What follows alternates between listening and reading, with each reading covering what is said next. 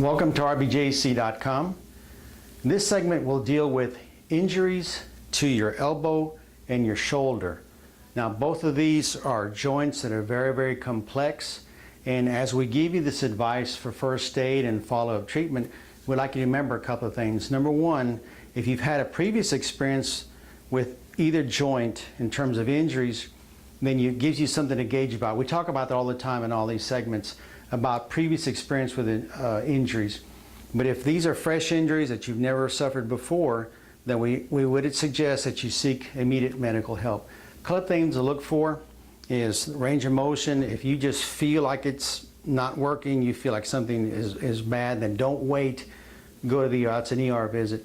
But you also want to check for your strength in your hand, tingling in your fingers.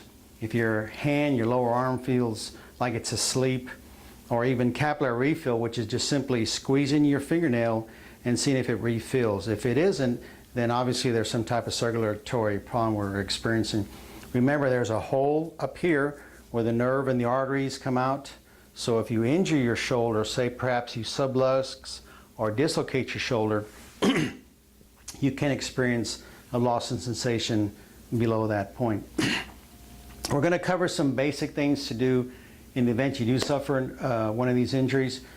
Sometimes the most common type of injury to the shoulder is flat out.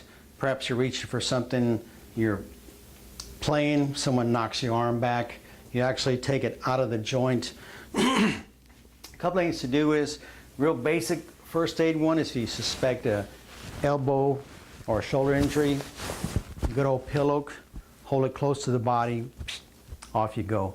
Because this way you do help immobilize it. It's an easy fix if you don't have anything else available. You can also use an elastic wrap.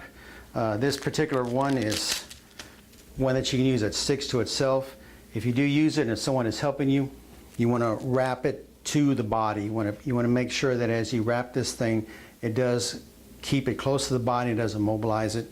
You can use either size, although the larger one is preferable in terms of an emergency.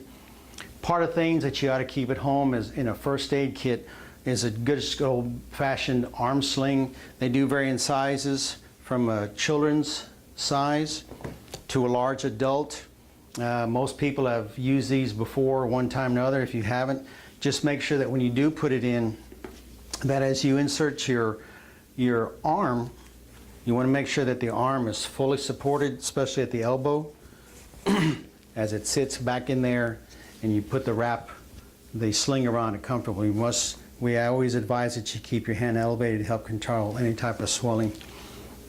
In the event that your injury is more complicated, you've come to see one of our fine doctors.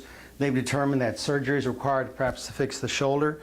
You can also be put in a device like this to help immobilize the injured joint.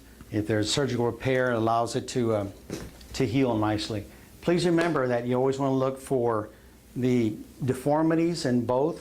We very seldom suggest that you try to reduce it yourself. That's why it's important you keep it close to the body. Check for strength, for capillary refill, and for tingling in your hands. Those are good indications that there is something serious. Hopefully, won't ever happen, but if it does, please come see us. Remember, rbjc.com.